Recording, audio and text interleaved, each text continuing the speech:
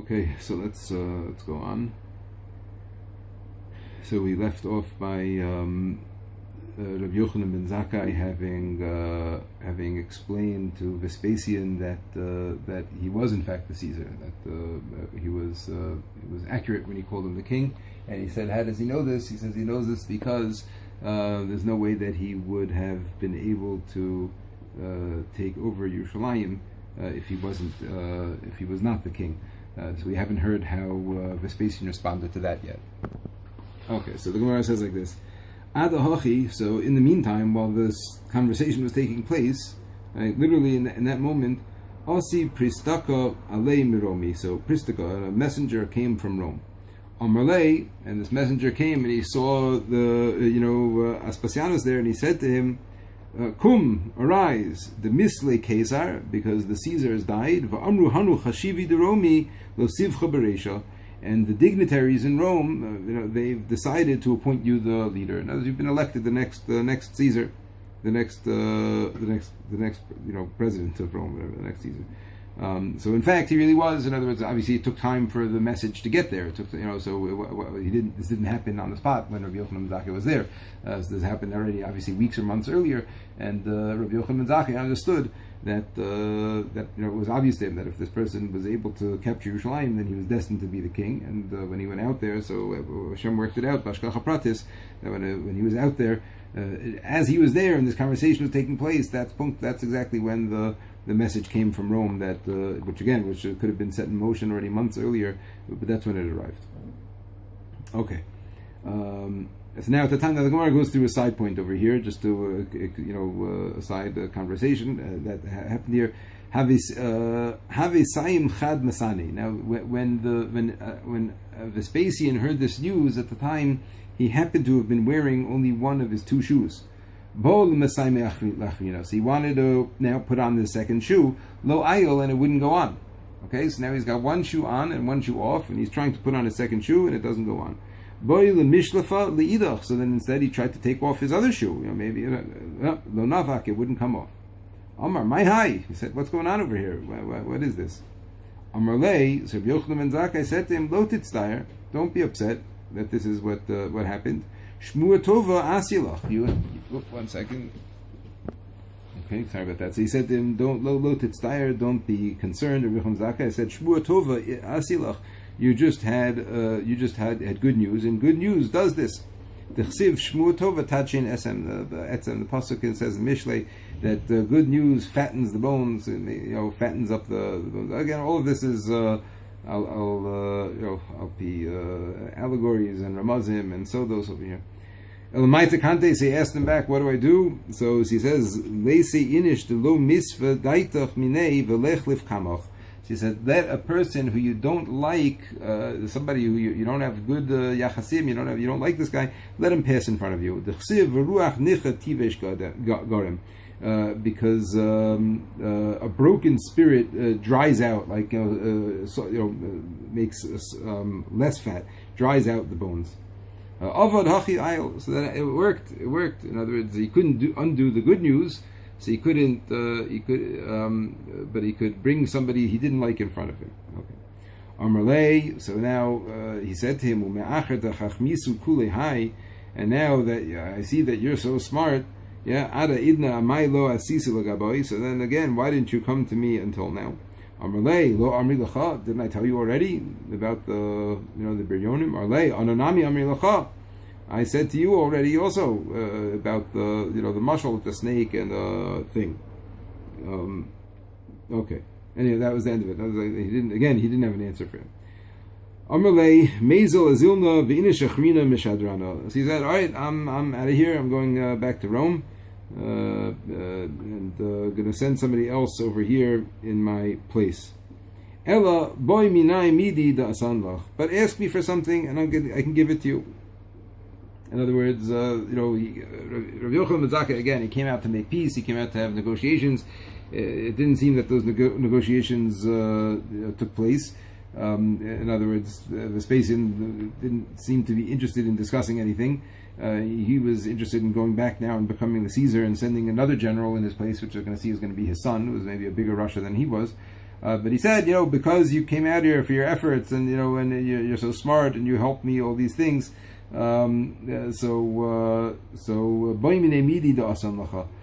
ask me for something, and I'll give it to you. Let me throw you a bone, as they say. Let me do something for you. Amarlei. So he said, "Tain li yavne v'chachmel." Give me, please. Tain li, give me yavne v'chachmel. Save Yavne, the city of Yavne, and the Chachamim that were there. There's a big yeshiva over there. V'shul shilta de Rabban Gamliel, the family of Rabban Gamliel, who was from Beis David.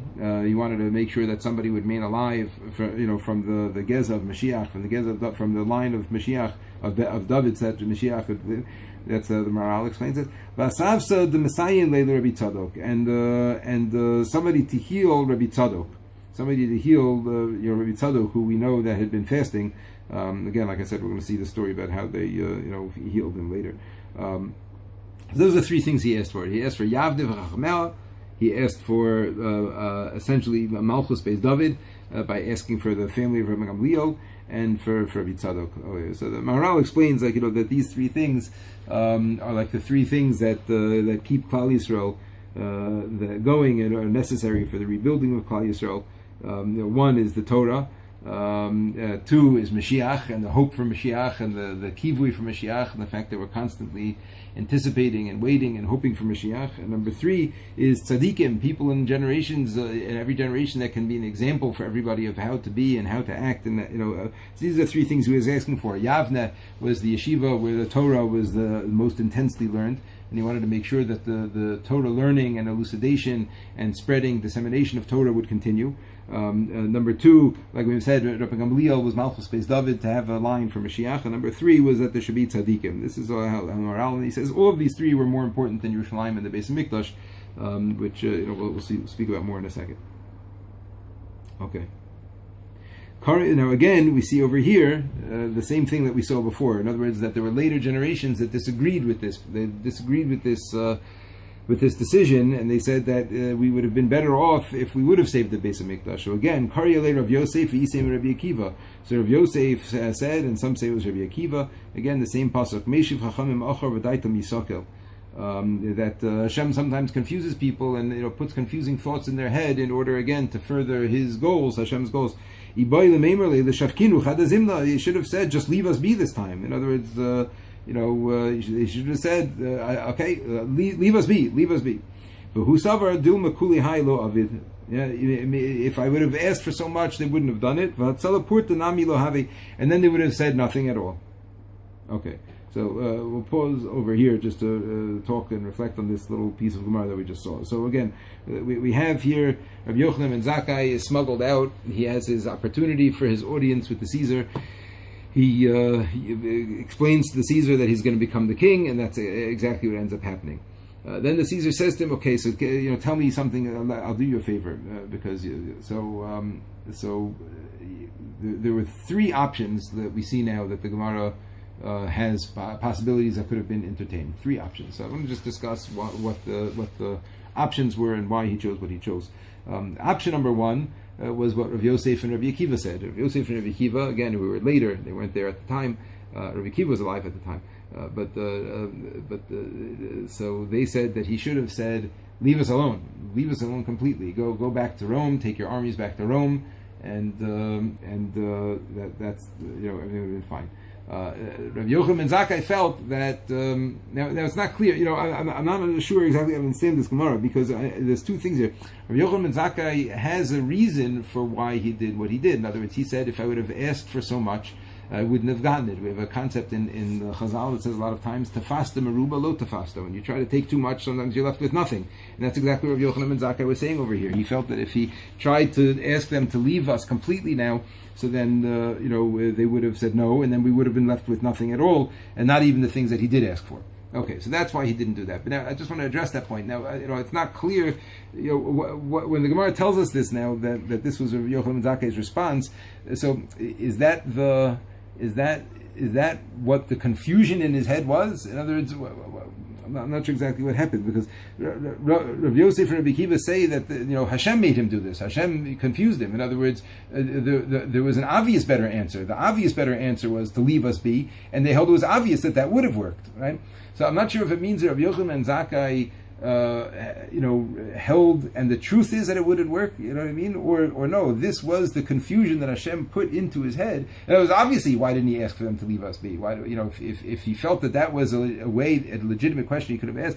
So maybe the idea is, is that Hashem put it in his head, this thing, that if I would have asked for this, they wouldn't have given it to me, but maybe they really would have. And that's why Rav Yosef and Rabbi Akiva later, like I said, reflected on it and said that really he could have accomplished more. But again, Hashem didn't want that to be. The Churban was destined to be. It was bound to happen, and so Hashem wouldn't have let him save the Churban from happening, and that's why he made him think this way. Okay, I'm not sure exactly how that works. But now let's just address the other two options. Right, the other two options are either the Beis HaMikdash.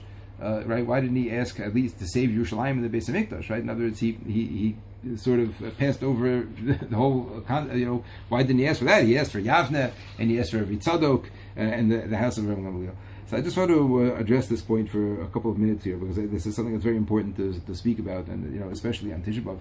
The Mefarshim say, and especially if Moshe David Vali writes this in a lot of different places, the Beis HaMikdash itself was almost the cause for the Churban. Now, I don't mean the Beis HaMikdash itself, obviously. I mean our perception of the Beis HaMikdash was the cause for the Churban. And there are two ways of looking at this. One is a nicer way, and one is a less nice way. So I'll share you the nicer way first. That this I heard from Rav Dan Perkel, who said this over from Shimshon Pinkus many times. That they were the Beis HaMikdash ended up being for them like a shortcut to Ruchnius. It was like a shortcut to spirituality.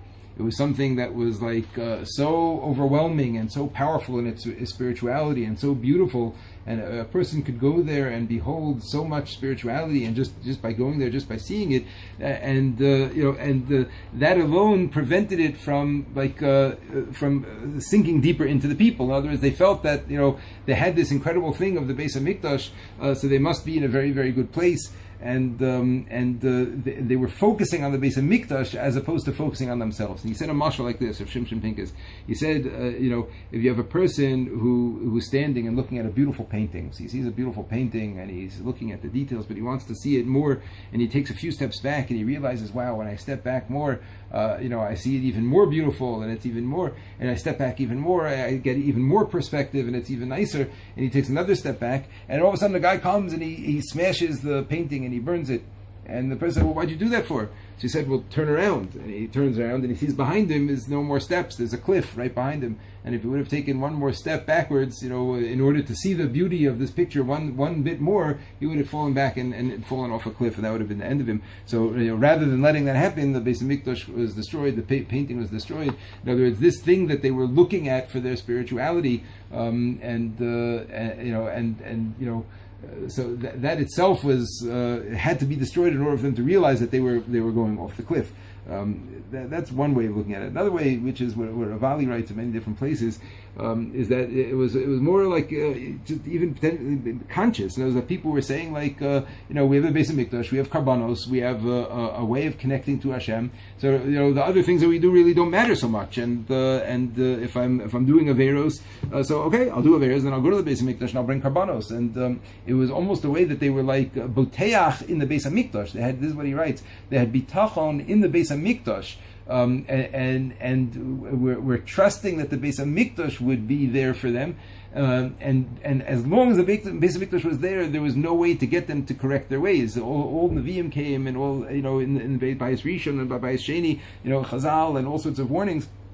But there was nothing to get them to correct their ways as long as they had this bitachon in the Beis HaMikdash, so therefore the Beis HaMikdash had to be destroyed in order for them to realize that no, a person has to look inside and has to work on themselves, and it doesn't matter what kind of connection a person thinks that they have to spirituality. And the Beis HaMikdash was a real connection, right? But there can't be an excuse or it can't be that a person can do all sorts of other things and then go and be all spiritual, and that makes it better. So it doesn't work that way, and therefore the Beis Mikdash had to be destroyed in order for Klal Yisrael to be masakin themselves. There was no way to bring us to our tikkun, for us to get ourselves to do our tikkun, as long as we're trusting in the Beis Mikdash and looking at the Beis Mikdash and just saying, like, of course Hashem is not going to destroy the Beis Mikdash. I mean, it's His house. Why would He destroy His house? That's the way they looked at it, and He's not going to destroy His house, and it's there for us. So basically, we could do what we want, and the Gemara is going to see. We'll see all sorts of terrible averas that were going on at the time. And I don't know if we'll get there. It's deeper into the Gemara over here, but we'll see. And they were really just trusting in the Beis Hamikdash to cure them and heal them, and therefore it had to be destroyed. Otherwise, there would have been no cure for them at all, because the Beis Hamikdash is not a substitute for real spirituality, as is nothing other than real spirituality. Okay, so let's see further over here. So now we're going to see about the doctor that they brought for Rabbi Tzadok. So now we're going to learn more about the refeeding, which I thought we saw before, but it's now we're going to see it here. Okay, so let's see the doctor that they... Asfasa the Messiah Leila Rabbi Tzadok. So what's the story about the doctor that they brought for Rabbi Tzadok? Maihi, what's the story about this? Yom Kamo Ashkiu Maya Depari. So the first day they gave him water that bran had been soaked in it. Again, this is the Romans provided a doctor. This is one of the requests of Yochanan Zakkai, was a doctor for Rabbi Tzadok, who had been fasting for 40 years. So they gave him water that bran had been soaked in it. L'machar maya desipuka. The next day it was water that had coarse bran or flour mixture mixed in it. L'machar maya de kimcha. The next day was just like a mushy-ish, flour-ish water. In other words, they're refeeding him slowly, giving him more and more food. Ad de ravach meya purta purta, to allow his insides, his intestines, his insides to open up purta purta little bit by little bit. Okay, we're going to continue now. The Gemara is going to talk about Titus Arasha coming. Ozol Shadre Latitos. So Vespasian, Aspasianus went back to Rome to assume the Caesar role over Rome, and he sent his son instead, Titus Arasha, to go and finish up the job of the siege on Jerusalem and ultimately the Beis Hamikdash, which is going to be what Titus's destiny is. And maybe we'll continue with this in a little bit.